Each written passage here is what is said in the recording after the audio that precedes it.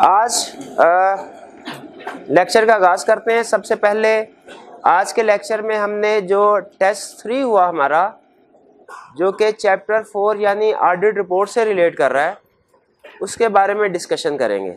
तो चैप्टर 3 आपके सामने होना चाहिए, सॉरी टेस्ट 3 जो है वो अपने सामने रखिए इसको।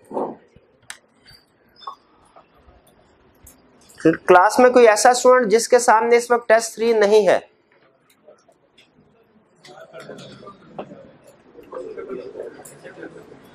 जी चलिए, टेस्ट 3 आपको मिल रहा है अभी, जिन स्टूडेंट के पास नहीं। क्वेश्चन नंबर 1 देखिए, केस स्टडी है। हमने कोशिश की कि ये पूरे का पूरा टेस्ट जो है इसमें केस स्टडी बेस्ड क्वेश्चन ही सेट किए जाएं। तो पहला क्वेश्चन भी केस स्टडी बेस्ड ही है। सबसे पहले हमने रिक्वायरमेंट पढ़ी। रिक्वायरमेंट क्या कह रहा है? In respect of each of the audit issues identified by your team, mention the impact if any which these might have on the audit report along with proper justification. बताइए कि इन issues का हमारे audit पे क्या impact होगा और फिर proper justification भी दीजिए। जस्टिफिकेशन से उसकी मुराद क्या है? वो जो हम लिखते हैं स्टेप 1 और स्टेप 2, क्या बताइए मिस स्टेटमेंट है या नहीं है, और मिस स्टेटमेंट स्कोप लिमिटेशन या अदर मॉडिफिकेशन कौन सा इशू है। और फिर अगर मिस स्टेटमेंट स्कोप लिमिटेशन है, फर्दर हमने बताना है कि उसका इम्पैक्ट क्या है, इममटेरियल, मटेरियल या परवेसिव। और फिर उसके बाद ओपिनियन की तरफ आएंगे। याद रखिए, case study point of view से अगर केस स्टडी में इम्पैक्ट ऑन ओपिनियन पूछे या इम्पैक्ट ऑन रिपोर्ट पूछे, दोनों का मतलब एक ही है। इम्पैक्ट ऑन ओपिनियन पूछे या इम्पैक्ट ऑन रिपोर्ट पूछे, दोनों का मतलब टेक्निकली दोनों में फर्क है। रिपोर्ट वो हमारा पूरा पेज, ओपिनियन उसका एक सेक्शन पैराग्राफ। लेकिन case study point of view से जब उसकी रिक्वायरमेंट होगी कि इम्पैक्ट ऑन ओपिनियन बताओ या इम्पैक्ट ऑन रिपोर्ट बताओ, या समटाइम कहता है type of opinion, type of report बताओ, तो इसका मतलब एक ही होगा। यानी इन सारी सिचुएशंस में हमने उसे बताना होगा कि ओवरऑल हमारी रिपोर्ट पे क्या इम्पैक्ट आता है। ओवरऑल हमारी रिपोर्ट पे क्या इम्पैक्ट आता है। रिपोर्ट में कोई भी सेक्शन इफेक्ट हो रहा होगा, चाहे ओपिनियन वाला सेक्शन है चाहे कोई और, हमने उसे सॉल्यूशन में मेंशन करना है। ये बात समझ आ गई? चलिए, रिक्वायरमेंट को समझ लिया। अब हमने क्वेश्चन की तरफ आते हैं। कहते हैं, you are the audit manager responsible for the audit of hub mills limited HML at the planning stage materiality level was determined at ₹8 million. Underline कीजिए 8 मिलियन को। अच्छा, उसने मटीरियलिटी लेवल मुझे बता दिया। क्या क्वेश्चन में आगे अगर कहीं वो प्रॉफिट की फिगर दे या टोटल एसेट्स, टोटल रेवेन्यू की फिगर दे, मुझे उससे मटीरियलिटी लेवल कैलकुलेट करना चाहिए कि अब जरूरत नहीं है? अब जरूरत नहीं है। कुछ स्टूडेंट अभी भी कैलकुलेट करने बैठ जाते हैं कि पता नहीं उसने सही मटीरियलिटी लेवल दिया कि नहीं दिया। तो याद रखे, जब उसने हमें मटीरियलिटी लेवल दे दिया तो जो भी लेवल दे दिया हमने उसी को यूज करके उसके मुताबिक अपना क्वेश्चन सॉल्व करना है, खुद से उसको कैलकुलेट नहीं करना। Audit team has completed the audit fieldwork for the year ended 30th June 2018 and has presented the following issues identified during the audit for your reviews। जी, इश्यूज उसने हमें बता दिए, 3 इश्यूज हैं। अब बताइए, क्लाइंट एक ही है, क्या मैं तीनों इश्यूज को इकट्ठा करके उसका एक ही दफा इम्पैक्ट बता दूं या हर इशू को अलग-अलग एड्रेस करना है? हर इशू को अलग-अलग एड्रेस करना है। तो सबसे पहले वाला, goods worth ₹3 million were returned by a customer on 5th July 2018 due to poor quality। goods returned due to poor quality, कहता है चीजें वापस कर दी पुअर क्वालिटी की वजह से। कब वापस की? 5 जुलाई को, यानी ईयर एंड के बाद। ईयर एंड के बाद, ठीक है। डेट्स जब कभी हमें क्वेश्चन में देता है, याद रखे वो सब्सिक्वेंट इवेंट की तरफ हमें लेके जाना चाह रहा है। Since the goods were returned subsequent to year end, no adjustment has been recorded by the management। वो कहता है चूंकि चीजें ईयर एंड के बाद रिटर्न हुई थी, इसलिए कोई भी एडजस्टमेंट मैनेजमेंट ने रिकॉर्ड नहीं की। तो बताइए ठीक किया क्या? नहीं, बिल्कुल ठीक नहीं किया, गलत किया। क्योंकि डिफेक्टिव गुड्स ईयर एंड के बाद अगर डिफेक्टिव गुड्स रिटर्न होती है, वो हमारा एडजस्टिंग इवेंट होता है। तो ये एडजस्टिंग इवेंट है, मैनेजमेंट ने इसे रिकॉर्ड नहीं किया, तो ये क्या हो गई? Miss statement. अगला स्टेप हमने क्या देखना है? इफेक्ट कंपेयर कीजिए 3 मिलियन को 8 मिलियन के साथ। इममटेरियल, तो हम क्या लिखेंगे? Effect, auditor shall express unmodified opinion इसके साथ आगे लिख दीजिए एडिशनल आइटम। एडिशनल आपको सेंटेंस लिखवा रहा हूं।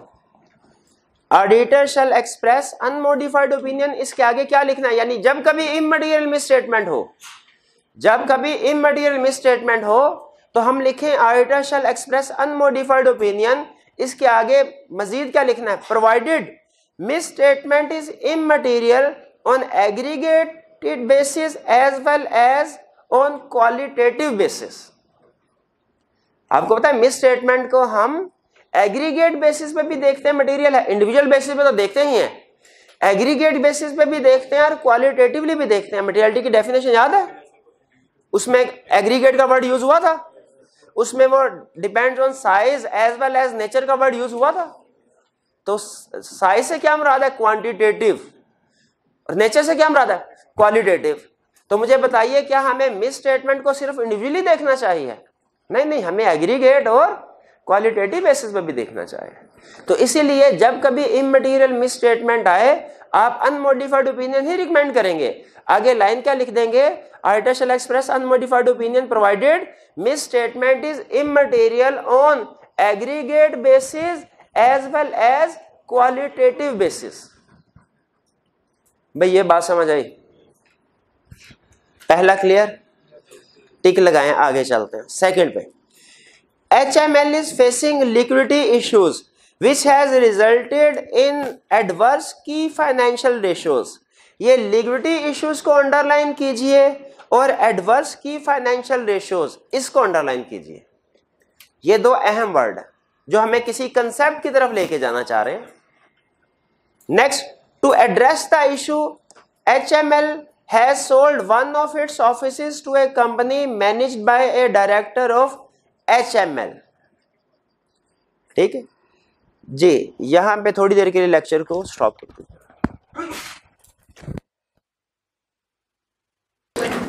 जी। Question number 1 second, HML is facing liquidity issues which has resulted in adverse key financial ratios। To address the issue, HML has sold one of its offices to a company managed by a director of HML। Director of HML, इसको भी underline कीजिए। ये भी keywords है जो हमें किसी concept की तरफ लेके जाना चाह रहे हैं। फिर the office was sold for ₹40 million since the management had correctly recorded the disposal. No specific disclosure related to this sale have been made in the financial statements. वो कह रहे हैं अपना आपने सही तरीके से इसको जो रिकॉर्ड कर लिया है, कोई डिस्क्लोज नहीं किया गया, खास तौर पे कोई डिस्क्लोजर इंक्लूड नहीं किया गया। Directors are confident that these sales proceeds would solve the cash flow problems of HML। Directors confident है कि कैश फ्लो प्रॉब्लम सॉल्व हो जाएंगे इस सेल से।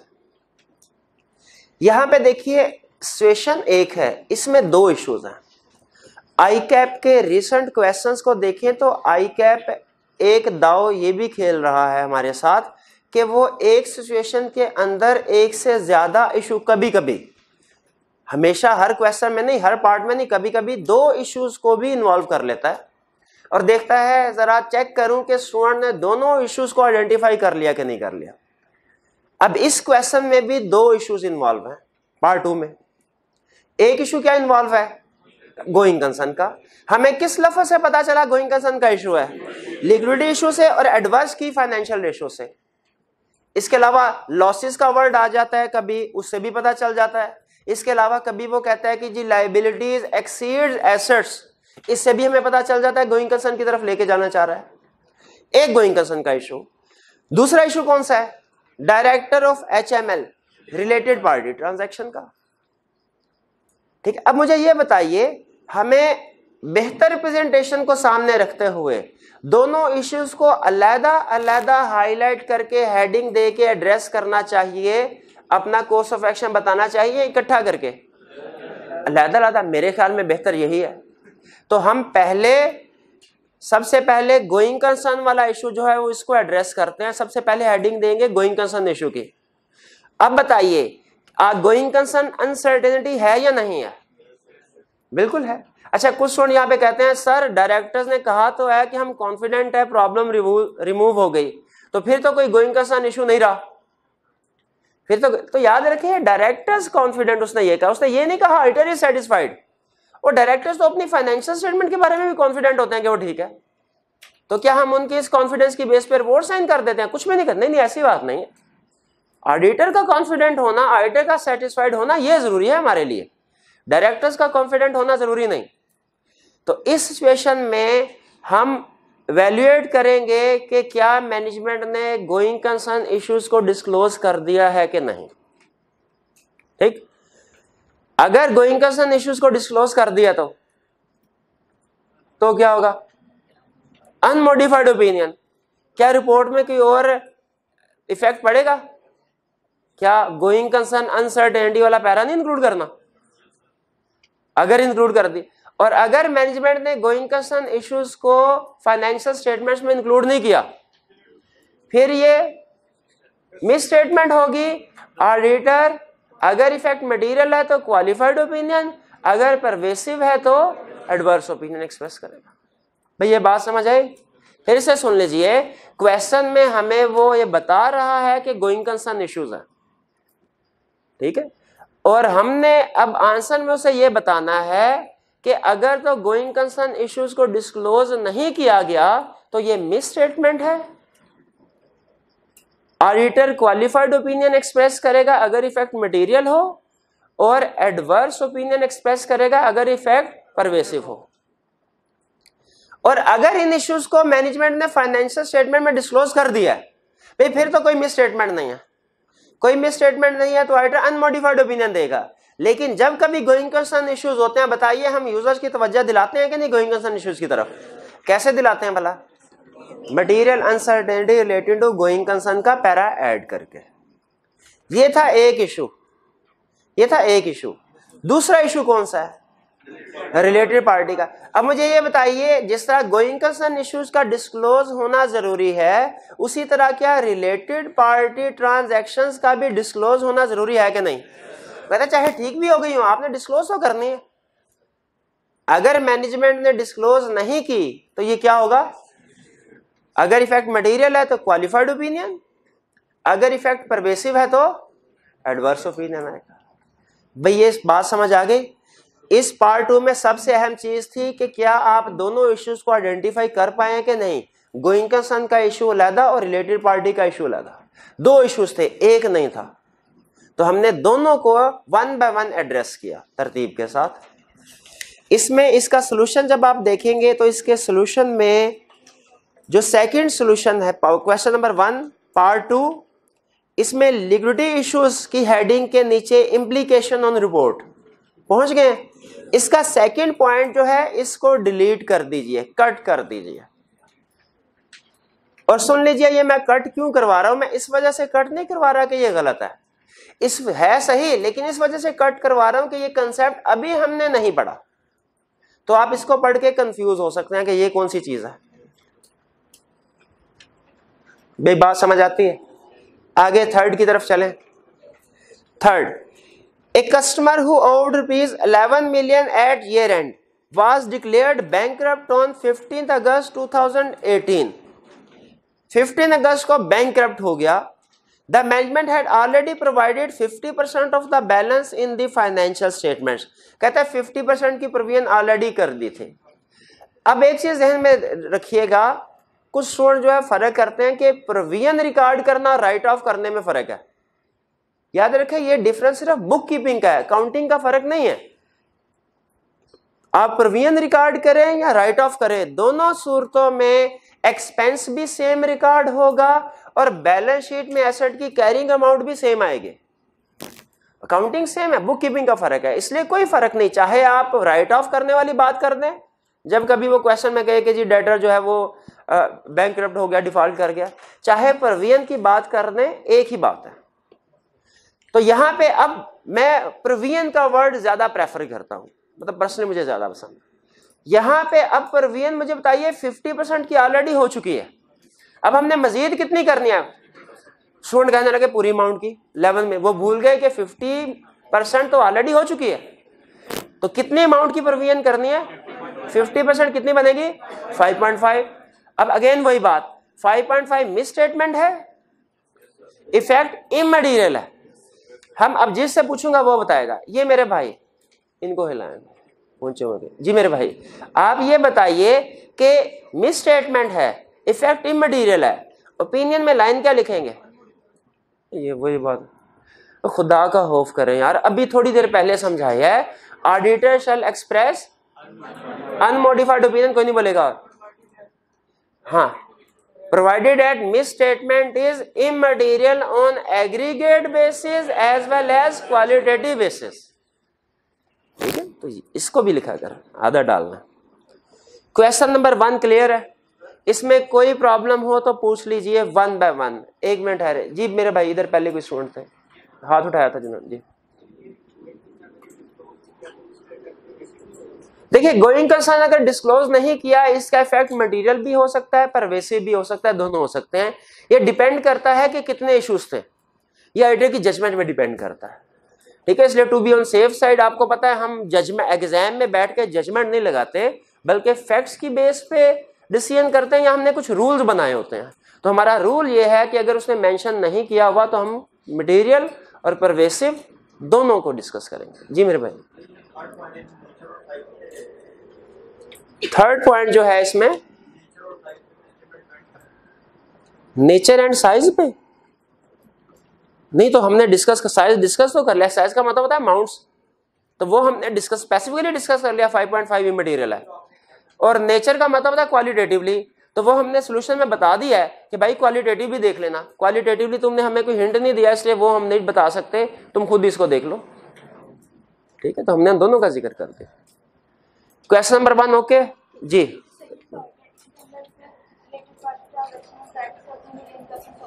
जी जी,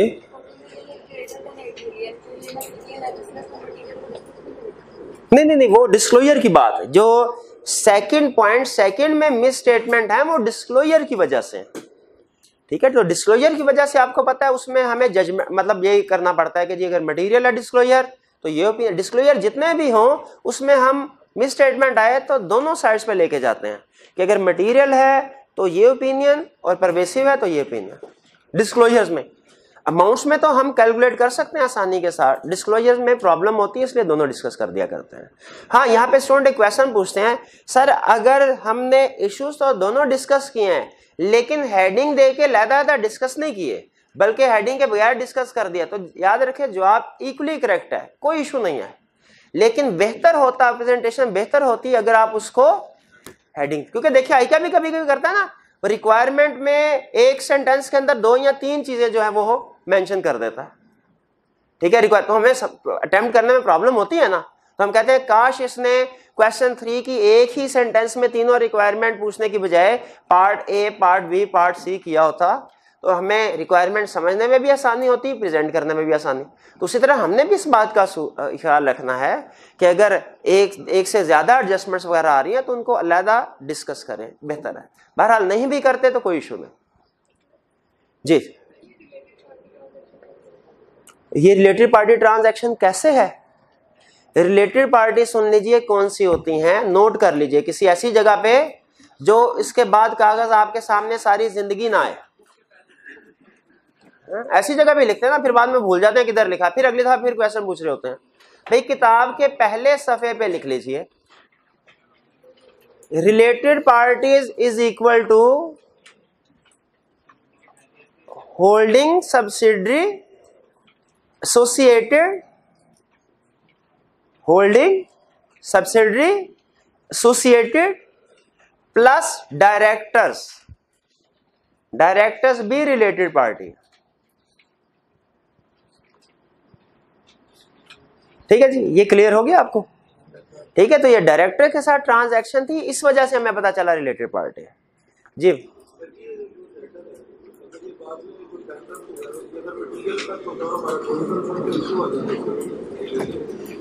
गोइंग कंसर्न का जब इशू आएगा वो क्लियरली हमें कोई ना कोई इंफॉर्मेशन ऐसी देता है कि भाई ये मसला ऐसा है कि अगर ये सॉल्व ना हुआ तो आप बैंकरप्ट हो जाएंगे। आगे क्वेश्चन आएगा, उसको डिस्कस करते हैं।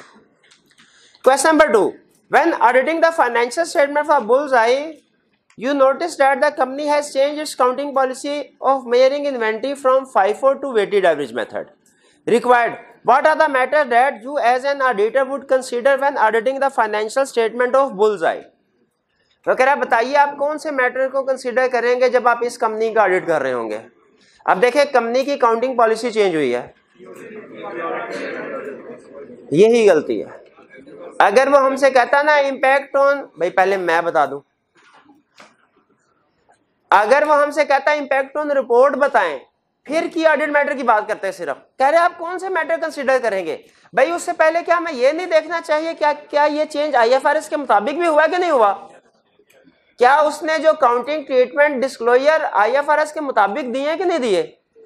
अगर आईएफआरएस के मुताबिक दिए फिर ठीक है की ऑडिट मैटर, लेकिन अगर उसके मुताबिक नहीं दिए फिर तो मिस स्टेटमेंट हो जाएगी, फिर की ऑडिट मैटर थोड़ा ही देना है।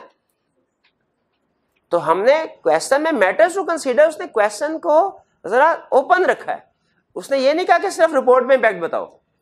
तो रिपोर्ट से पहले भी अगर हमने कुछ चीजें कंसीडर करनी है हम उनके बारे में भी जिक्र करेंगे। समझ आई बात। मैटर्स टू कंसीडर का इसका मतलब क्या है कि हमने सिर्फ रिपोर्ट पे इफेक्ट नहीं बताना, बल्कि क्वेश्चन को थोड़ा बढ़ाना है कि उससे पहले क्या करेंगे वो भी बताना। समटाइम क्वेश्चन में पूछ लेता है ना सिर्फ impact on report, question number 1 में सिर्फ उसने इंपैक्ट ऑन रिपोर्ट पूछा है, लेकिन इसकी रिक्वायरमेंट को कंपेयर कीजिए आप क्वेश्चन नंबर 5 के साथ। क्वेश्चन नंबर 5 की रिक्वायरमेंट देखें, उसमें एक नहीं 2 चीजें पूछी हैं उसने इंपैक्ट ऑन रिपोर्ट भी पूछा है और उसने कहा है बताओ आप एक्शंस क्या लोगे। तो हमने क्वेश्चन की रिक्वायरमेंट के मुताबिक आंसर करना। क्वेश्चन नंबर 3 में डिफरेंट सिचुएशंस है, पहले रिक्वायरमेंट पढ़ते हैं। कह रहा है for each of the above situation state what type of audit report should be issued. Student कहने लगा sir type of audit report उसने कहा है तो मैं लिखूंगा अनमोडिफाइड रिपोर्ट या मॉडिफाइड रिपोर्ट, बस इतना लिखा करूंगा। आगे ये नहीं बताना क्वालिफाइड ओपिनियन है कि एडवर्स ओपिनियन है या डिस्क्लेमर ऑफ ओपिनियन है, मैंने ये नहीं बताना। ये क्यों नहीं बताना, मैंने ये क्यों नहीं बताना, उसने कहा सर रिक्वायरमेंट में कह रहा है टाइप ऑफ ऑडिट रिपोर्ट, तो टाइप ऑफ ऑडिट रिपोर्ट तो यही होती है अनमोडिफाइड या मॉडिफाइड। मुझे बताइए क्या ये स्टूडेंट सही कह रहा है? नहीं भाई, हमारा असूल है जब कभी इफेक्ट ऑन रिपोर्ट पूछे, इफेक्ट ऑन ओपिनियन पूछे, टाइप ऑफ रिपोर्ट पूछे, टाइप ऑफ ओपिनियन पूछे, हमने पूरी रिपोर्ट पे जिस जिस जगह इफेक्ट आ रहा है उसे वो बताना है। तो सबसे पहले 3 का part A, Aragon company, a company made a very poor attempt to conduct their inventory count. You attended, however, there was insufficient evidence that the inventory valuation at 4 million is accurate. आपने उसको attend तो किया stock count को, लेकिन वो कह रहा है इनसफिशिएंट एविडेंस था 4 मिलियन इन्वेंट्री का। 4 मिलियन इन्वेंट्री के बारे में कोई एविडेंस नहीं कि सही है कि नहीं। Sales revenue was 50 million and profit for the year was 15 million. Sales revenue था 50 मिलियन, प्रॉफिट 15 मिलियन था। अब बताइए मिस स्टेटमेंट है या स्कोप लिमिटेशन? एविडेंस नहीं मिला क्लियरली, स्कोप लिमिटेशन है। इफेक्ट क्या है, कैसे कैलकुलेट किया? 5% ऑफ 15, 5% ऑफ प्रॉफिट, ठीक है, प्रॉफिट 15 मिलियन है, बिल्कुल 5% ऑफ प्रॉफिट कैलकुलेट किया आपने। अच्छा ये कैलकुलेशन सॉल्यूशन में शो करवानी है कि नहीं? लाजमी करवानी है। तो हमारा ओपिनियन क्या होगा? Qualified opinion. Qualified opinion. भाई आप लोग प्रॉब्लम क्रिएट कर रहे हैं। क्वेश्चन नंबर 3 का part B company did not provide for a bad debt of 50,000 despite the fact that the customer went bankrupt just after the year end. वो कह रहे हैं ईयर एंड के बाद कस्टमर बैंकरप्ट हो गया था, फिर भी उन्होंने 50,000 का प्रोविजन रिकॉर्ड नहीं की। Profit for the year was 500,000, trade receivable 200,000। बताइए मटेरियलिटी किस पे बेस करेगी? प्रॉफिट पे। मिस स्टेटमेंट है scope limitation? Miss statement. Adjusting event है हमारा। इफेक्ट प्रोबेबली मटेरियल होगा और हम क्वालिफाइड ओपिनियन एक्सप्रेस करेंगे। सी S company is being sued by a competitor company for the theft of intellectual property. The amount that S is being sued for is material but not a substantial amount and the case could go either way. कह रहा है material amount है लेकिन बहुत बड़ी नहीं है, यानी कहना चाह रहा है परवेसिव नहीं है। अच्छा, ये जो इसने अल्फाज लिखे केस कुड गो इधर वे, इसको अंडरलाइन कीजिए। इसमें हमें क्या बताना चाह रहा है कि अनसर्टेनिटी है, अनसर्टेनिटी है, ये मेजरेबल प्रोबेबल नहीं है, अनसर्टेनिटी है। जब अनसर्टेनिटी हो तो हमने क्या करना होता है, डिस्क्लोज करना है उसको। However, this is not mentioned anywhere in the financial statements. कहता है फाइनेंशियल स्टेटमेंट में मेंशन नहीं है, डिस्क्लोज नहीं किया गया, तो मिस स्टेटमेंट है। क्या उसने मेंशन किया, फैक्ट क्या है, मटेरियल, तो कौन सा ओपिनियन देंगे, क्वालिफाइड। नेक्स्ट पार्ट डी कह रहे H company is a cash retailer, there is no system to confirm the accuracy of cash sales. तो ये क्या हो गया, no system to confirm accuracy of cash sales. आप कैश सेल्स को confirm नहीं कर सकते। देखिए वीकनेस इंटरनल कंट्रोल तो हो सकता हो, लेकिन क्या ये स्कोप लिमिटेशन भी नहीं है भाई। आप कैश सेल्स को कंफर्म ही नहीं कर सकते। कैश क्या कह रहा है, कैश सेल्स को कंफर्म नहीं कर सकते, कोई एविडेंस नहीं है, तो ये स्कोप लिमिटेशन ना हुई। भैया हुई कि नहीं हुई, जरा बताओ। स्कोप लिमिटेशन, इफेक्ट क्या लिखेंगे,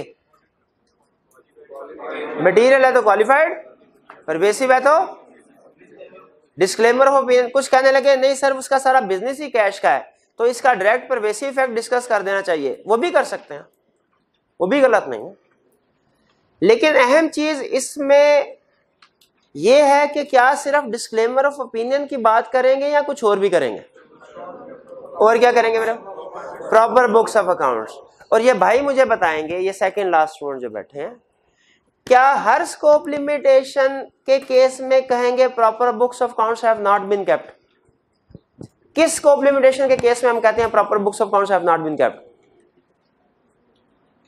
किस स्कोप लिमिटेशन के केस में कहते हैं भाई? बताया हुआ था, डेली घर जाके पढ़ते नहीं है तो कोई फायदा नहीं है पढ़ने का, फीस दे के भी पैसे जाया किए आपने। जी मेरे भाई आप बताइए, रेड शर्ट में जो बैठे हैं, किस वाली स्कोप लिमिटेशन में हम प्रॉपर बुक्स ऑफ अकाउंट्स वाली बात भी करते हैं? जिसमें रिक्वायर्ड बाय लॉ, साइंसदान। जी मेरे भाई आप बताइए।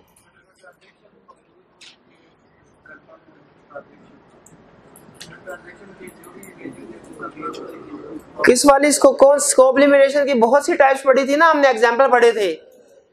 किस वाली स्कोप, जब रिकॉर्ड जल जाए, जब रिकॉर्ड अवेलेबल ना हो तब करते हैं ये बात। उस वक्त भी बताई थी, फिर बता रहा हूं, उस वक्त भी कहा था भूल जाएंगे, आज फिर कह रहा हूं फिर भूल जाएंगे आप, क्योंकि सीरियस ही नहीं आप ऑडिट के साथ। और रिजल्ट आएगा तो सर फिर फैसला करेंगे क्या करूंगा, तो भाई रिजल्ट के बाद ही एडमिशन ले लें। चले आगे चलते हैं। E C company has neglected to include a statement of profit और loss in its financial statements. कह रहे हैं हमने प्रॉफिट लॉस स्टेटमेंट इंक्लूड नहीं करने, तो अब बताइए क्या है, ये मिस स्टेटमेंट है, ठीक है। अच्छा इफेक्ट, अब देखें प्रॉफिट लॉस में बहुत से एरियाज होते हैं, तो यहाँ पे डायरेक्ट हम इसको परवेसिव की तरफ लेके जाएंगे, इफेक्ट परवेसिव है, एडवर्स ओपिनियन। एक स्टूडेंट कहने लगा सर ये स्कोप लिमिटेशन तो नहीं है, तो बताइए कहीं स्कोप लिमिटेशन तो नहीं। मुझे बताइए अगर डेप्रिसिएशन रिकॉर्ड ही नहीं की, एक सिचुएशन ये, दूसरी डेप्रिसिएशन रिकॉर्ड की लेकिन ऑडिटर को रिकॉर्ड नहीं दिया, इसको पहले वाली में से सब्सिडरी है उसकी कंसोलिडेशन की ही नहीं, ये क्या है। अच्छा कंसोलिडेशन की लेकिन सब्सिडरी की फाइनेंशियल स्टेटमेंट ऑडिटर को नहीं दी, स्कोप लिमिटेशन। तो दोनों में फर्क है।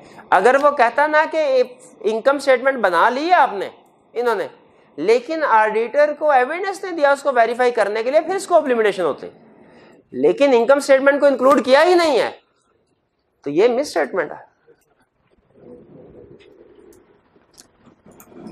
F P company is undergoing a major court case that would bankrupt the company if lost. Bankrupt the company if lost. इसको अंडरलाइन करें। ये हमें बता रहा है कि ये कोई छोटा मोटा केस नहीं, ये बहुत बड़ा केस है और हमें किसी एक स्पेसिफिक साइड की तरफ लेके जा रहा है। कह रहा है directors assess and disclose the case as a contingent liability in the accounts, auditors agree with the treatment and disclosure. Disclosure वगैरह उन्होंने बिल्कुल ठीक दिया हुआ है। अब बताइए हमें क्या करना चाहिए? पैरा ऐड करेंगे, कौन सा? Material uncertainty related to going concern. ठीक है। अच्छा, अगर सारा क्वेश्चन यही होता, सिर्फ ये debt would bankrupt the company if lost ये ना लिखा होता, बाकी सारा क्वेश्चन यही होता, लेकिन debt would bankrupt the company ये ना लिखा होता, क्या फिर भी हम गोइंग कंसर्न की बात करते हैं? फिर कौन सी बात करते वाला? फिर हम एमसीज ऑफ मैटर की बात करते हैं, फिर वो एक्सेप्शनल लिटिगेशन आ जाती है, एमसीज ऑफ मैटर की बात करते हैं। नहीं समझ आ रही कुछ भी? हमें नहीं समझ आ रही, पक्का पता मुझे।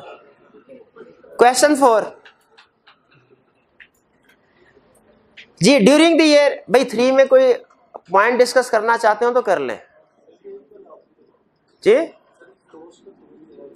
किसका? एम्फेसिस ऑफ मैटर पैराग्राफ की तरफ जा रहा है।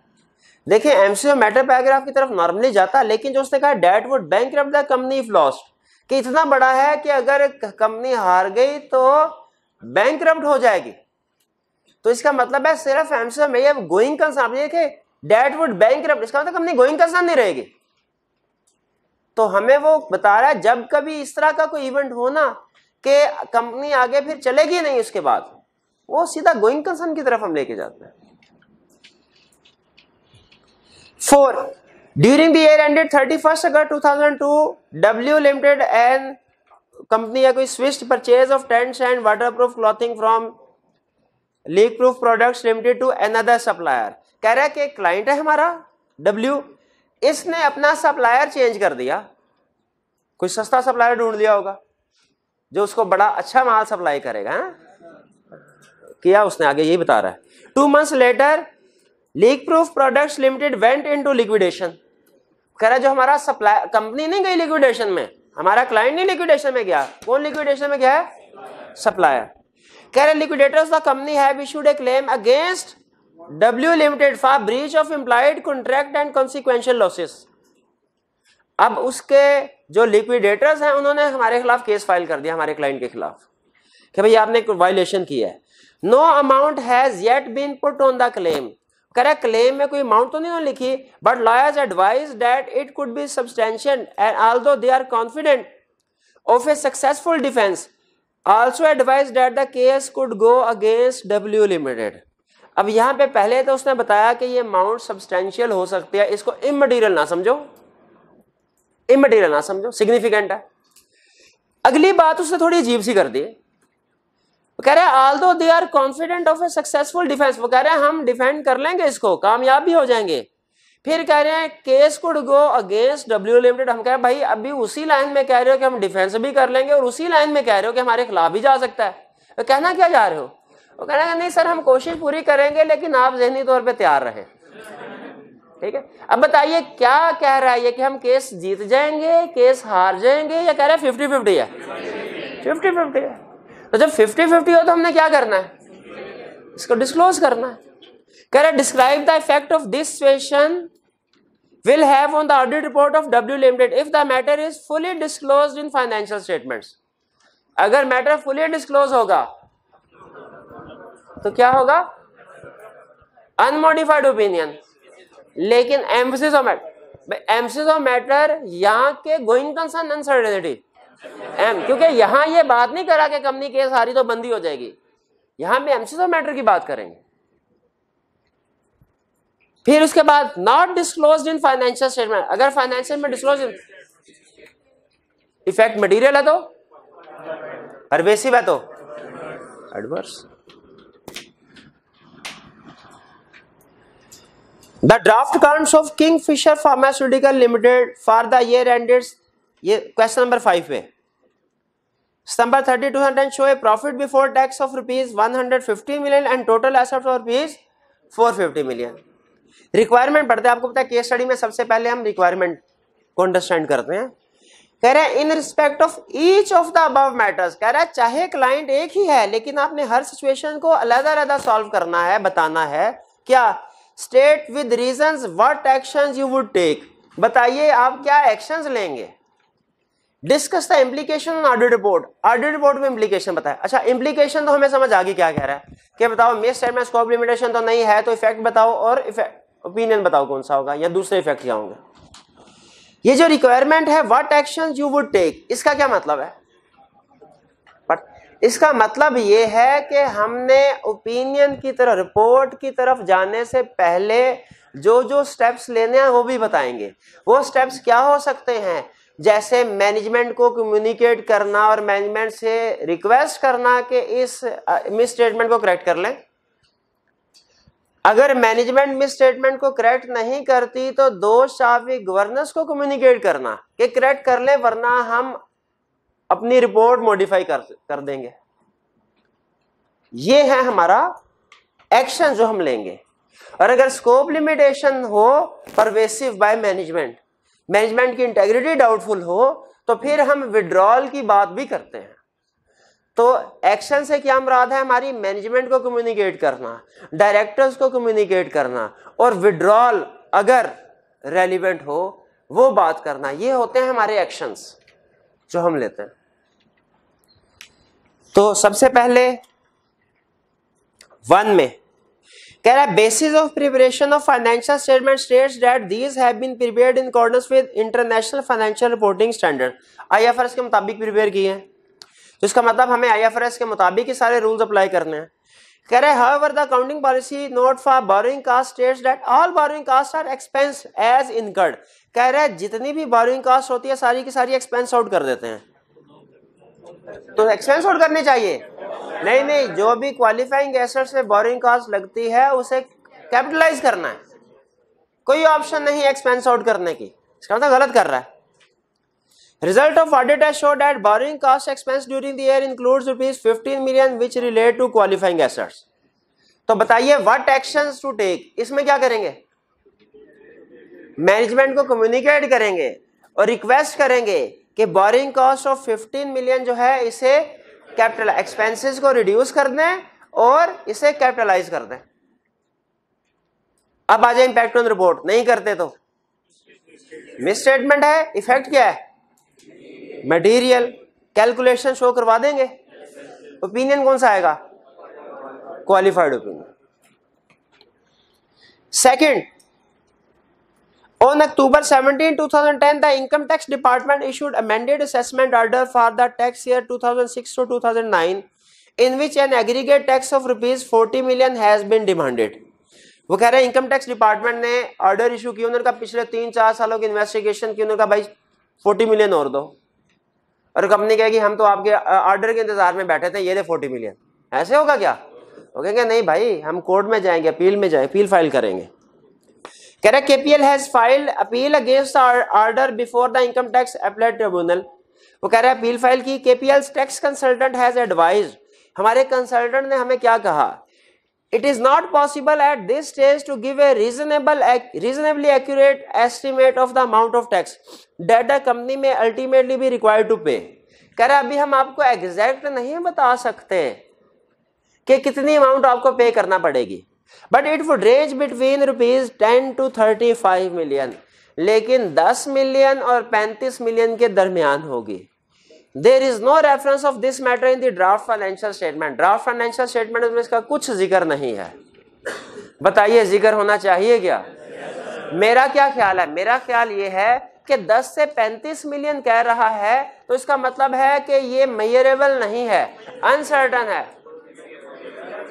नहीं मेजरेबल है, हाँ जहन में रखे। 0 से 20 मिलियन ये नॉट मेजरेबल है, अनसर्टन है, लेकिन 10 से 35 मिलियन इसमें 10 मिलियन मेजरेबल है। भाई 10 मिलियन तो उसने कंफर्म होके कह दिया ना, ये तो आपको पे करना ही पड़ेगा। ऊपर वाला जो 25 मिलियन है इसके बारे में वो अनसर्टन है। भाई देखिए 10 से 35 रेंज देखिए, 0 से 35 नहीं उसने कहा। अगर 0 से 35 करता तो हम कहते ठीक है सारी अमाउंट डिस्क्लोजर में डाल दो। यहाँ पे 10 to 35 कह रहा है, इसका मतलब है 10 मिलियन की प्रोविजन रिकॉर्ड होगी और बाकी जो है हमारा 25 मिलियन वो क्या होगा। तो एक्शन क्या लेंगे? मैनेजमेंट से रिक्वेस्ट करेंगे क्या सर 10 मिलियन प्रोविजन रिकॉर्ड कीजिए और 25 मिलियन डिस्क्लोज कीजिए। और अगर इम्पैक्ट ऑन रिपोर्ट क्या होगा अगर मैनेजमेंट नहीं करती तो मिस स्टेटमेंट है, effect material, qualified opinion.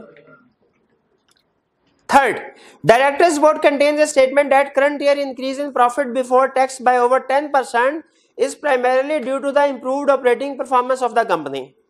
However, the income statement shows that KPL's profit before tax includes a gain on sale of factory amounting to rupees 30 million. G. In the absence of this gain, the company would have reported a reduction in operating profit by 19%.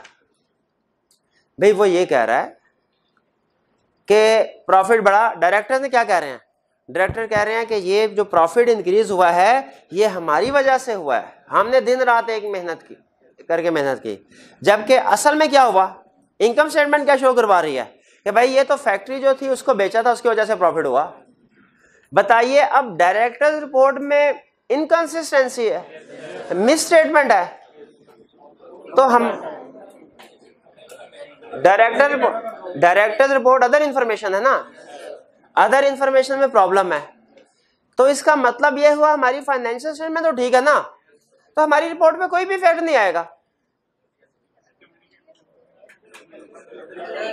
याद रखें ये हमारी financial statements ठीक हैं, opinion unmodified होगा, लेकिन हमारी report पे इफेक्ट आएगा क्या, अदर इंफॉर्मेशन का जो सेक्शन है उसमें मेंशन करेंगे। ये कहना गलत है कि रिपोर्ट पे कोई इफेक्ट भी नहीं आएगा, ऐसे नहीं होगा, क्योंकि हम अपनी रिपोर्ट में अदर इंफॉर्मेशन के बारे में बताते हैं, अगर कोई मिस स्टेटमेंट नजर आई हो हमें बताते हैं कि नहीं, अदर इंफॉर्मेशन पता है क्या होती है, कुछ नहीं पता क्या होती है। ए मेरे भाई अभी देखिएगा, मुझे अदर इंफॉर्मेशन, अदर मैटर और other legal and reporting responsibilities के बारे में बताइए क्या फर्क है। शाबाश, other legal and reporting responsibility हुआ है, जैसे कि कंपनीज एक्ट ने एडिशनली ऑडिटर को कहा कि आपने इन मैटर्स के बारे में भी बताना है, सही के गलत।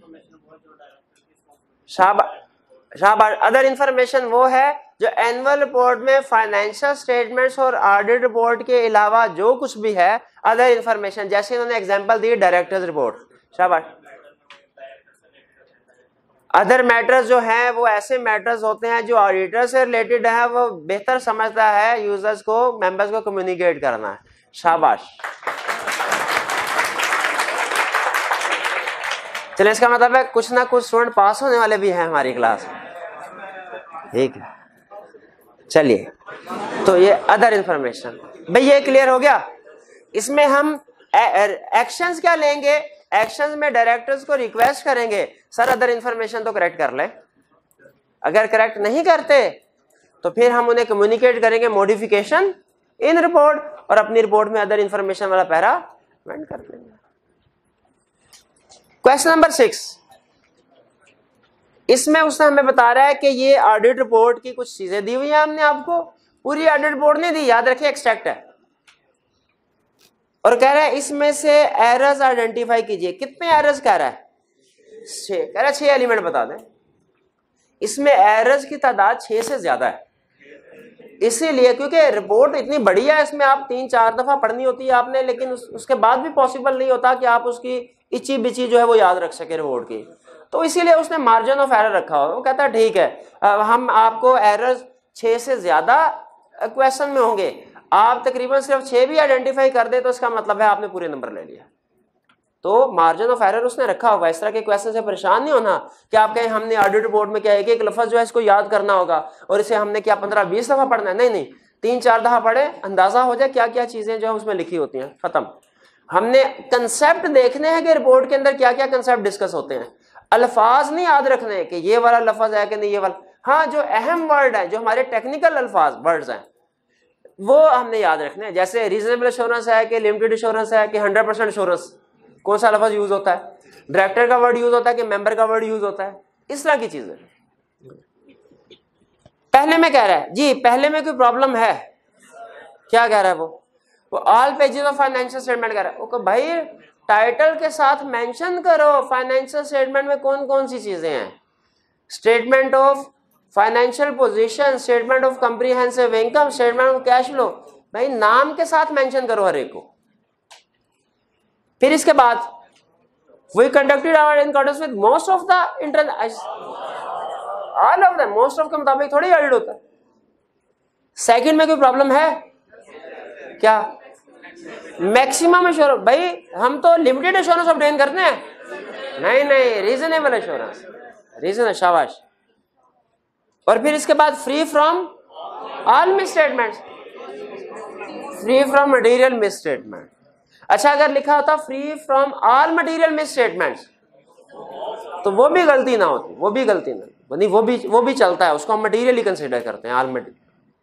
तो ऑल मिसस्टेटमेंट गलत है, मटेरियल मिसस्टेटमेंट होना चाहिए था। थर्ड में क्या कह रहा है? We have responsibility to prevent detect fraud and error.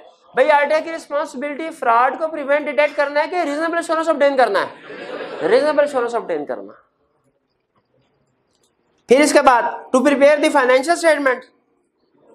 अच्छा अगर हमारी रिस्पांसिबिलिटी फाइनेंशियल स्टेटमेंट प्रिपेयर करने की है तो फिर लाजमी बात है मैनेजमेंट की रिस्पांसिबिलिटी ओपिनियन देने की होगी। तो भाई ये गलत है, हम फाइनेंशियल स्टेटमेंट प्रिपेयर नहीं करते। फॉर एन ऑडिट जी, फोर्थ में कोई प्रॉब्लम? वो कह रहा है procedure depend on availability and experience of audit team है। क्या ऑडिट टीम अवेलेबल है तो प्रोसीजर परफॉर्म कर लेंगे, वरना नहीं करेंगे।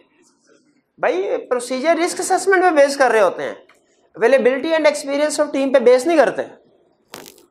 और कोई प्रॉब्लम? भाई इंटरनल कंट्रोल पे कह रहे ओपिनियन, क्या हम कभी पाकिस्तान में इंटरनल कंट्रोल पे ओपिनियन एक्सप्रेस करते हैं? तो कभी भी नहीं करते, कभी भी नहीं करते। 5 we did not valuate the overall presentation of the financial statement. ये थोड़ा सा आपको मुश्किल लगा होगा क्योंकि हम ओवरऑल प्रेजेंटेशन फाइनेंशियल स्टेटमेंट की वैल्यूएट करते हैं। ये रिपोर्ट के किसी एक पैराग्राफ में जाके एक लाइन में उसने ये बात लिखी हुई है, तो कोई मसला नहीं है। एक आधा एरर अगर आप आइडेंटिफाई नहीं भी कर पाए तो कोई इशू नहीं है, लेकिन याद रखें हम overall presentation of financial statements को भी वैल्यूएट करते हैं कि वो सही है कि नहीं। फिर इसके बाद कह रहे we did not review we consider the reasonableness of any new accounting estimates. सही कह रहा है, न्यू काउंटिंग एस्टिमेट्स को हम सिर्फ चेक करते हैं कि ऑल एस्टिमेट्स को चेक करते हैं? ऑल को भी नहीं करते, सिग्निफिकेंट को करते हैं, सिग्निफिकेंट। फिर कह रहे हैं we did not review the appropriateness of accounting policies. Accounting policies मेरा ख्याल है हमें एस्टिमेट्स को देखना चाहिए, पॉलिसीज को नहीं, कि दोनों को देखना चाहिए, दोनों को देखते हैं। Next, in order to confirm raw material inventory quantities we relied on the work undertaken by an independent expert. इसको अंडरलाइन करके इसके साथ एक सेंटेंस लिख ले मेरे भाई। ऑडिटर अपनी रिपोर्ट में प्रोसीजर्स का जिक्र नहीं करता। ऑडिटर अपनी रिपोर्ट में, देखिए रिपोर्ट की नेचर ही है, उसमें हम कंक्लूजन दे रहे होता है फाइनेंशियल में ठीक है कि नहीं, उसके लिए प्रोसीजर क्या परफॉर्म किए ये हमारे एविडेंस में लिखा होगा सारा कुछ, रिपोर्ट में नहीं लिखते। तो क्या लिखा? अच्छा यहाँ पे रिपोर्ट क्या बता रहा है कि हमने क्या प्रोसीजर परफॉर्म किया उसको वेरीफाई करने के लिए। तो हमने क्या लिखा? ऑडिटर अपनी रिपोर्ट में प्रोसीजर परफॉर्म किए गए का जिक्र नहीं करता सिवाय कैम के, की ऑडिट मैटर के, की ऑडिट मैटर के। ठीक है, अब ये नहीं पूछना आपने की ऑडिट मैटर क्या होता है, या इसमें प्रोसीजर के, ये भी हम पढ़ेंगे बाद में। लेकिन ऑडिटर जितने भी प्रोसीजर परफॉर्म करता है कि अपनी रिपोर्ट में उसका जिक्र करता है? नहीं करता, सिवाय कैम, की ऑडिट मैटर के। सॉरी, कैम में से मुंह से निकल गया, की ऑडिट मैटर के।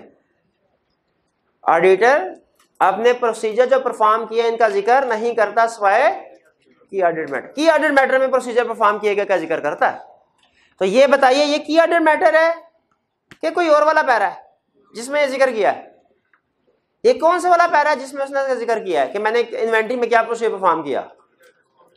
Auditor responsibility. भाई को नहीं पता चला, ये कैसे पता चला उसे ऑडिटर रिस्पॉन्सिबिलिटी?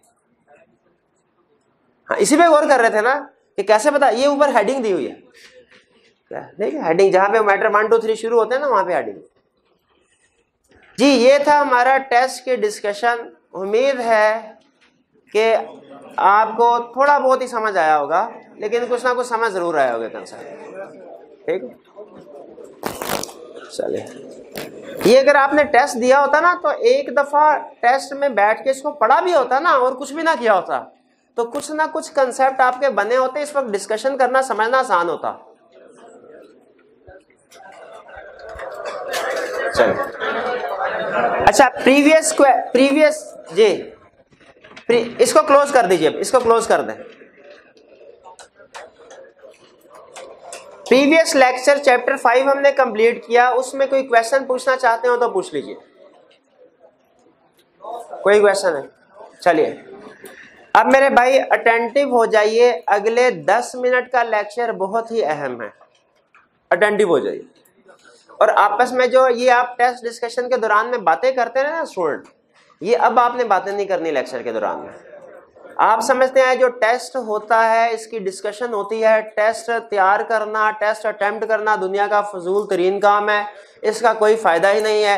टेस्ट डिस्कशन में भी वही पुराने कंसेप्ट रिवाइज हो रहे होते हैं, इसमें भी कोई चीज़ सीखने को नहीं मिलती, इसीलिए इनके ऊपर आप कोई तवज्जो नहीं देते। और यही आपकी सबसे बड़ी गलती होती है, क्योंकि ऑडिट के कंसेप्ट समझना इतना अहम नहीं जितना उनकी केस स्टडीज की प्रैक्टिस करना है, एग्जाम की प्रैक्टिस करना। वरना आप यही करें जो ज्यादा स्टूडेंट करते हैं, सर क्वेश्चन समझ आ गया था हमें, ये नहीं पता चल रहा था लिखना कैसे है। तो वो यही प्रॉब्लम होती है कि लेक्चर लिए होते हैं लेकिन कभी टेस्ट नहीं दिए होते क्लास के, ना कभी डिस्कशन में पार्टिसिपेट किया होता है, तो समझ आ जाता है करना क्या, लिखना हाथ नहीं चलता उधर एग्जाम में जी। तो अब हम स्टडी करने जा रहे हैं, स्टार्ट करने जा रहे हैं चैप्टर 6 जो कि हमारा रिलेट करता है कंपनीज एक्ट से। देखिए चैप्टर 5 में आपको याद होगा हमने ये पढ़ा था कि ऑडिटर ने एक्सेप्टेंस प्रोसीजर परफॉर्म करते हुए देखना है कि क्या वो इंडिपेंडेंट है कि नहीं है। उसमें एक प्रोसीजर ये भी था कि क्या ऑडिटर इंडिपेंडेंट है कि नहीं।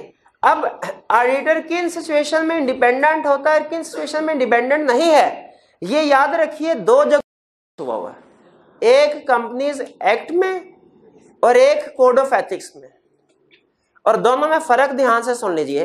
कंपनीज एक्ट इशू किया है एससीसीपी ने, और ये अप्लाई होता है सिर्फ और सिर्फ पार्टनर्स पे, बाकी के जो लोग एम्प्लॉइज टीम मेंबर्स हैं उन पे नहीं, सिर्फ पार्टनर्स पे companies act. Code of ethics issue किया है आईकैप ने, और ये अप्लाई होता है पूरी की पूरी फर्म पे, पूरी एंगेजमेंट टीम पे। यानी इसका मतलब ये हुआ अगर आप प्रैक्टिस में जाके कोई गलती करते हैं और वो गलती कंपनीज एक्ट की है तो आपको कोई कुछ नहीं कहेगा, आपके पार्टनर्स को फांसी लग जाएगी। लेकिन अगर आप कोई गलती करते हैं कोड ऑफ एथिक्स की तो कंपनीज एक्ट के मुताबिक तो सिर्फ पार्टनर रिस्पॉन्सिबल होते हैं, कंपनीज एक्ट सिर्फ पार्टनर्स पे अप्लाई होता है। ठीक है, आपकी गलती का कसूर पार्टनर को भुगतना पड़ेगा, पार्टनर्स पे सिर्फ अप्लाई होगा, आप लोगों पे कंपनीज एक्ट अप्लाई नहीं होता ट्रेनिंग स्टूडेंट्स पे जब आप ट्रेनिंग करने के लिए जाएंगे। लेकिन कोड ऑफ एथिक्स पूरी की पूरी टीम पे अप्लाई होता है। अगर आपने कोड ऑफ एथिक्स की कोई वायलेशन की तो इसका मतलब यह होगा कि आपको भी उसकी सजा भुगतना होगी और आपके पार्टनर को भी। तो कोड ऑफ एथिक्स और कंपनीज एक्ट दोनों में इंडिपेंडेंस की रिक्वायरमेंट्स को डिस्कस किया गया है। बेसिक डिफरेंस आपको बता दिया क्या, कंपनीज एक्ट सिर्फ और सिर्फ पार्टनर्स पे अप्लाई होता है, बाकी के टीम मेंबर्स पे अप्लाई नहीं होगा, और कोड ऑफ एथिक्स पूरी की पूरी टीम पे अप्लाई होगा। ये बात समझ आ गई? आगे चलते हैं। अब कंपनीज एक्ट की प्रोविजंस को हम कहते हैं लीगल प्रोविजंस और कोड ऑफ एथिक्स की प्रोविजंस को कहते हैं एथिकल प्रोविजंस। हमने लीगल प्रोविजंस के लिए चैप्टर 6 रखा है और एथिकल प्रोविजंस के लिए चैप्टर 7। आज हम स्टार्ट करने जा रहे हैं लीगल प्रोविजंस।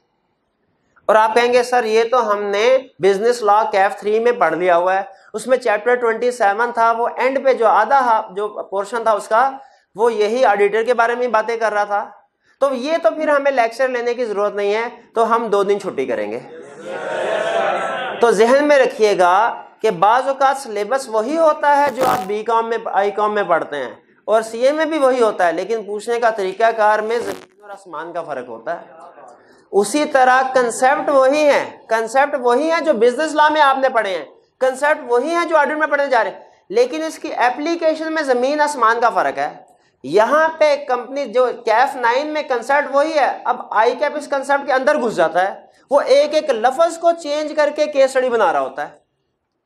तो जहन में रखिएगा, अब मैं जब लेक्चर आपको ये कंसेप्ट समझा रहा हूँगा तो मैं लॉ के पॉइंट ऑफ व्यू से नहीं बता रहा हूँ, मैं ऑडिट के पॉइंट ऑफ व्यू से बता रहा हूँ। और खास तौर पे जो कल का लेक्चर है qualification and disqualification of audit, ये याद रखिए। अगर आप मेरे से पूछें कि सर पूरी किताब में सबसे अहम चैप्टर कौन सा है, मैं कहूँगा चैप्टर 4 ऑडिट रिपोर्ट वाला। अगर आप कहें सर पूरी किताब में सबसे अहम 2 लाइनें कौन सी हैं, तो मैं कहूँगा वो टाइप ऑफ ओपिनियन वाली। लेकिन अगर आप पूछें सर पूरी किताब में सबसे अहम लर्निंग ऑब्जेक्टिव कौन सा है, नहीं दरमियान वाली बात आ गई, ठीक है, पूरा चैप्टर भी नहीं, 2 लाइनें भी नहीं, लर्निंग ऑब्जेक्टिव कौन सा है, तो मैं कहूँगा जो कल हम पढ़ने जा रहे हैं, क्वालिफिकेशन एंड डिसक्वालिफिकेशन। आपके सिलेबस में सबसे टेक्निकल कंसेप्ट कल पढ़ने जा रहे हैं हम, ठीक है। और इसमें याद रखें केस स्टडीज भी डिस्कस होंगी लेक्चर के दौरान ही, और इनकी एप्लीकेशन में खुद आपको अंदाजा हो जाएगा जब मैं क्वेश्चन पूछूंगा कि कंसेप्ट तो वही है लॉ वाला, लेकिन ऑडिट में एप्लीकेशन कैसे डिफरेंट है। आगे चलते हैं। सबसे पहले हम जो लीगल प्रोविजंस में, भैया मैंने पहले दरखास्त की थी, आप लोग जब आपस में बातें करते हैं टीचर डिस्टर्ब होता है, आपको शायद इस चीज का एहसास नहीं है। टीचर डिस्टर्ब, आपने बातें करनी है, भाई को बाहर ले जाओ, मुझे कोई इतराज नहीं है, जितनी मर्जी बातें करें, ठीक है, क्लास में अवॉइड किया करें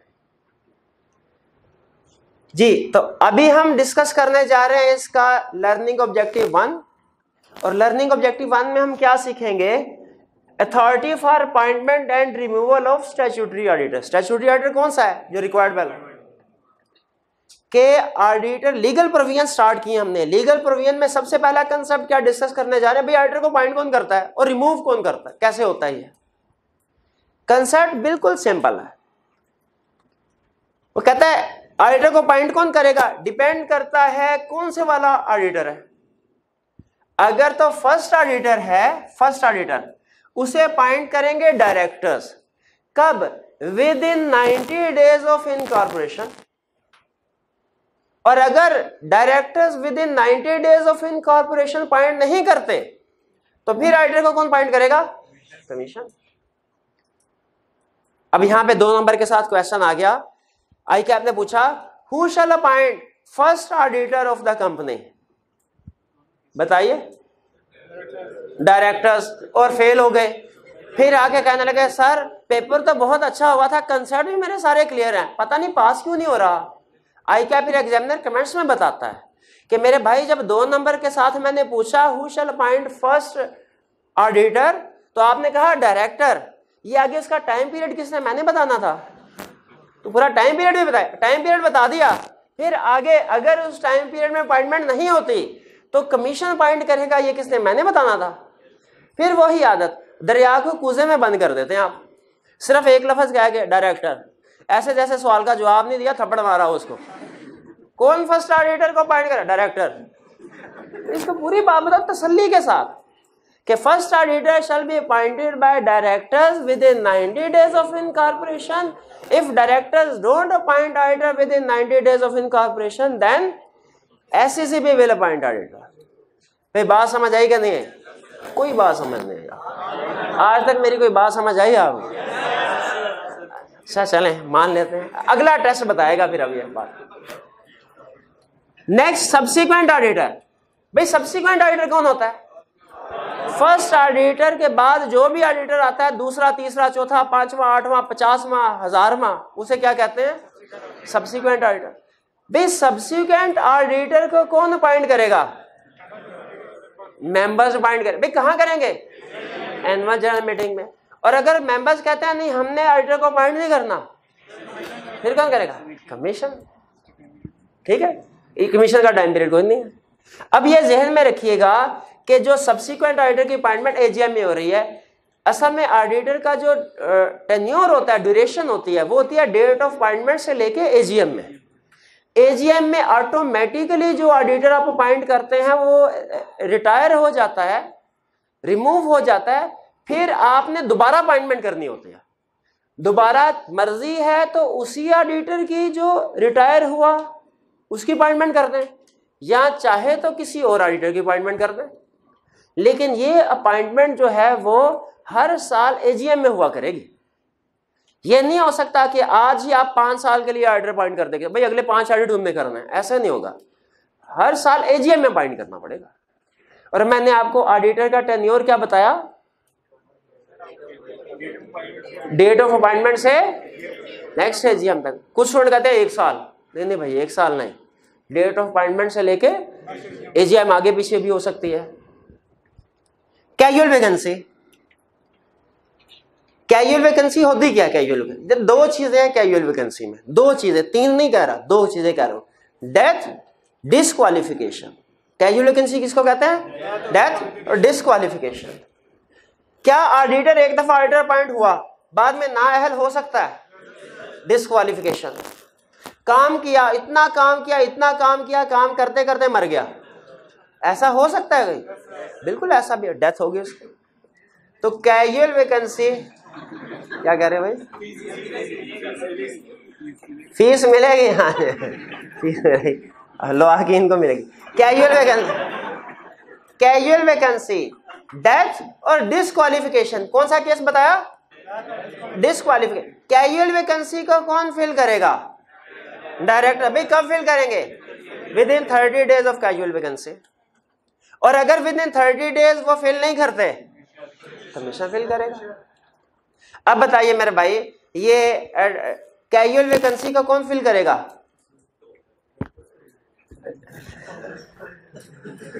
फिर वही फेल हो, डायरेक्टर्स करेंगे विद इन 30 डेज, इतना बता दिया फिर चुप कर गए। हाँ, अगर ना करें, अगली पूरी बात करें ना, तो फिर कमीशन करेगा। अगली बात, अगर डिस्क्वालिफाइड पर्सन को अपॉइंट किया जाता है, अगर डिस्क्वालिफाइड पर्सन को अपॉइंट किया जाता है तो वो अपॉइंटमेंट होती है वॉइड, ठीक है? उस सूरत में भी कमीशन अपॉइंट करेगा। भाई यहां तक समझ आ गई आपको? अब सुनिए, एग्जाम में इस क्वेश्चन को आईकैप टेस्ट कैसे करता है। समटाइम वो टेस्ट करता है इसे ऑडिटर वाइज। ऑडिटर वाइज से क्या मुराद है? वो कहेगा बताओ फर्स्ट ऑडिटर कौन अपॉइंट करेगा, कैजुअल वैकेंसी कौन फिल करेगा, सब्सिक्वेंट ऑडिटर कौन अपॉइंट करेगा। और सम टाइम पूछता है अथॉरिटी वाइज। अथॉरिटी वाइज का मतलब क्या है? कि वो कहेगा बताओ किन केसेस में कमीशन अपॉइंट करेगा ऑडिटर को, बताओ किन केसेस में डायरेक्टर अपॉइंट करेगा ऑडिटर को। तो बताइए किन केसेस में डायरेक्टर अपॉइंट करेगा। अब ये देखिएगा फेल होने वाला जवाब देने लगे।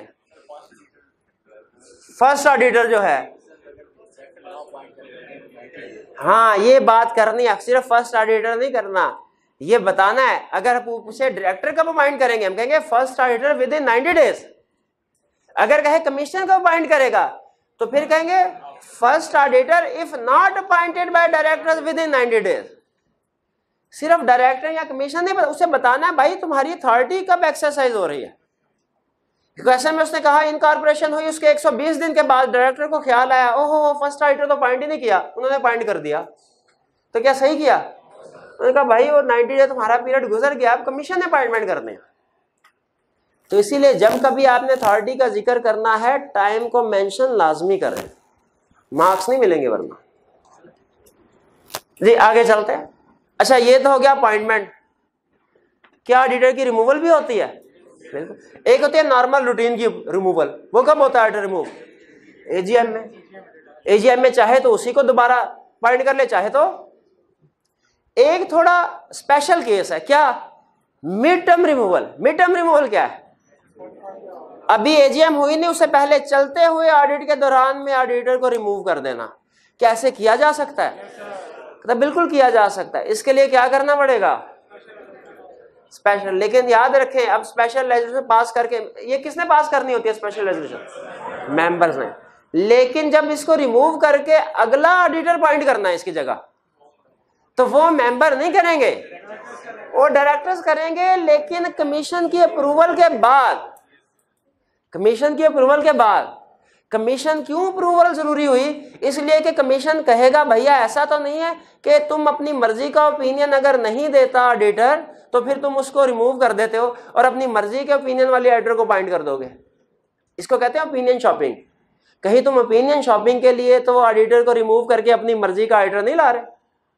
इसीलिए उसने कहा मेरी अप्रूव, मैं देखूंगा कि अगला ऑडिटर भी सही क्यों, जो कि इंडिपेंडेंट ओपिनियन दे सके। टेन्योर क्या होता है ऑडिटर का? कितना टेन्योर हुआ? 1 साल नहीं हुआ। क्या रिम्यूनरेशन मिलेगी ऑडिटर को? कोई सोर में खुश हो गए? कोई खुश होने वाली, बहसने वाली कोई बात नहीं थी। रिम्यूनरेशन मिलेगी कि नहीं? है मिलेगी सर। अच्छा, कौन डिसाइड करेगा? भाई जिसने अपॉइंट किया वो डिसाइड करेगा। अगर मेंबर्स ने अपॉइंट किया ऑडिटर को तो रिम्यूनरेशन कौन डिसाइड करेगा? अगर डायरेक्टर्स ने किया तो, कमीशन ने किया तो कमीशन। तो ये था हमारा आज का लेक्चर, लर्निंग ऑब्जेक्टिव 1। घर जाके आपने इसकी रीडिंग करनी है और एंड पे जो पास पेपर के क्वेश्चन है वो जरूर पढ़ना।